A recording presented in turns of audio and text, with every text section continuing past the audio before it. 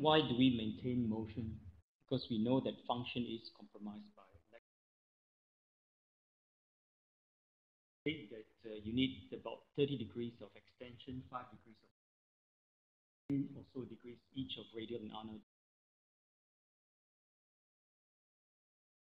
A little bit more recent work done at the Mayo Clinic, 2 out of 24 functional tasks can be completed with 70% of maximum range.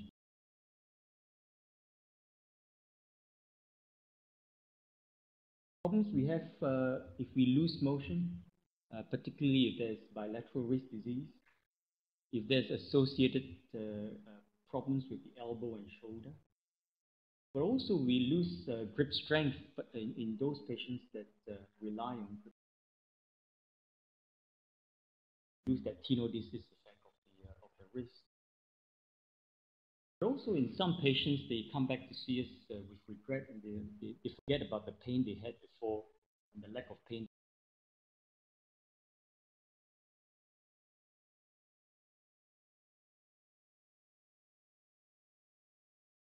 There certainly are other wrist motion preserving options, and they include denervation, regional arthroplasty, or replacement arthroplasty. But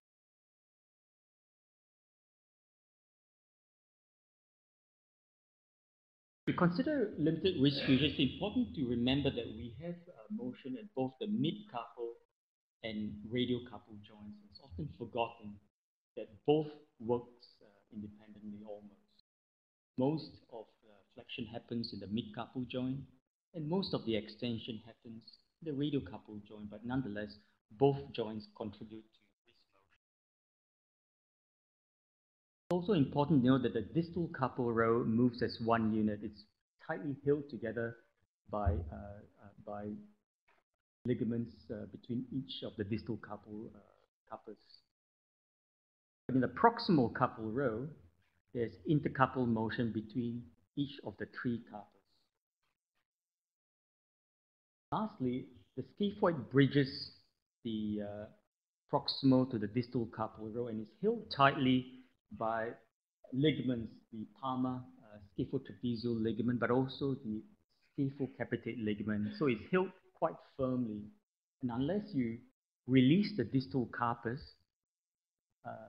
release the distal scaphoid, the motion is interlinked. If you fuse the mid-carpal joint, you retain about half, 2/3 of motion.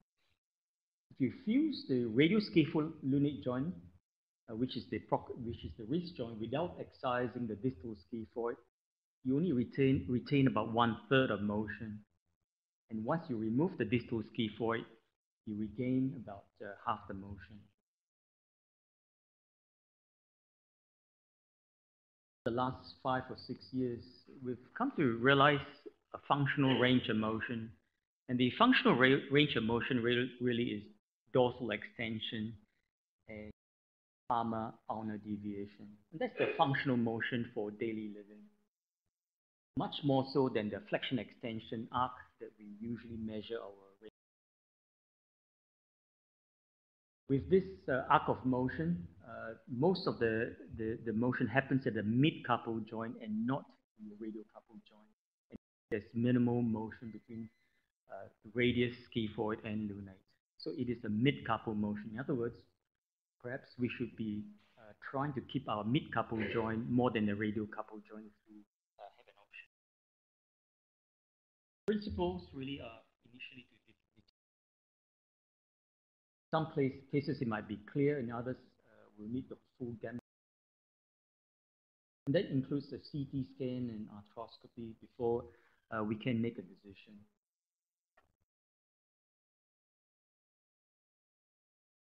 Reserve the ligaments that we need for each of our dorsal ligaments, the intrinsic or intercarpal ligaments, and the palmar ligaments. We should be preserving all of them where possible. Again, with the surgical technique, we certainly must preserve the unaffected cartilage.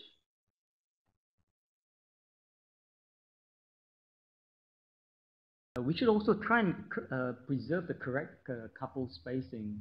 And, if we were to do a radioscapholunate fusion, if we compress the scaphoid and lunate towards the radius, there's a risk of us developing ulnar couple abutment.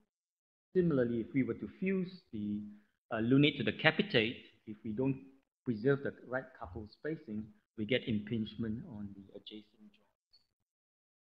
One which I did, and this patient had ulnar shortening osteotomy prior to coming to see me with really significant mid-couple instability, and I did a fusion.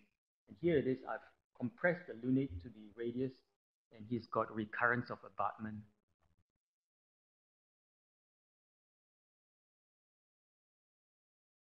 We establish couple alignment. And the reason for re-establishing a couple alignment is to maximize the range of motion. I'll just give you a few examples. It's pretty hard to go through the full gamut. So the X-ray on the left is quite a common site, common X-ray for me. Scapholunate dissociation, long-standing with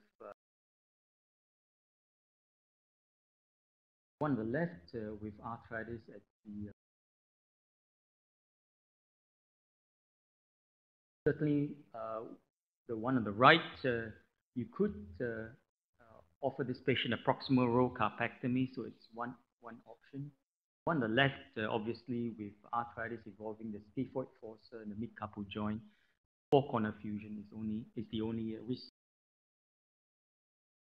So here's an example here, scaphoid excision, radial stylodectomy, and the stylodectomy has to be performed distal to the insertion of the radioscaphocapitate ligament. If the ligament was incised, the lunate might translate ulnarwards.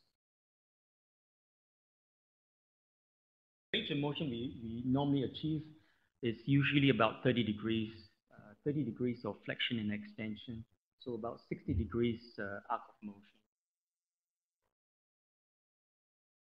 Here's a man with mid-carpal OA from a post-traumatic cause. So you can certainly leave the scaphoid there. And the reason we leave the scaphoid there is increases the weight bearing of the wrist. But also as the scapholunate ligament is normal, the scaphoid will flex and with wrist motion and pronate and supinate. So we are maintaining as much as possible normal couple motion. This is a post-traumatic case of scaphoid and lunate fossa arthritis. Certainly just fusing the scaphoid and lunate to the radius, excising the distal scaphoid. It acts almost like a ball and socket joint in the mid-carpal joint. And here's that motion that you can preserve. Again, a rheumatoid type patient where arthritis is confined only to the scaphoid and lunate. So on the scaphoid fossa is also arthritic, and both joints were fused. The lunate fossa alone was arthritic. You could conceivably just do a radiolunate fusion. Here's one radiolunate fusion. This man had radiolunate arthritis, and here's the motion we maintain. He's got more flexion and extension, more ulnar deviation than radial deviation. Late stage Kienbock's disease, you can see the lunate is completely collapsed. A young patient, certainly wrist fusion is in the cards.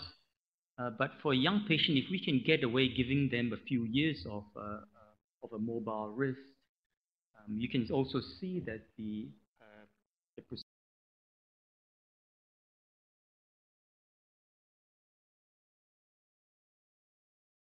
unloaded the lunate we have left it in there and maintain her range of motion. FTT joint fusion used to be quite popular for scapholunate. Most of us don't do STT fusion.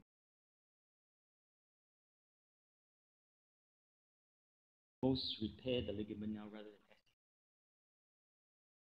Summary, in arthritic joints, determine the extent of arthritis.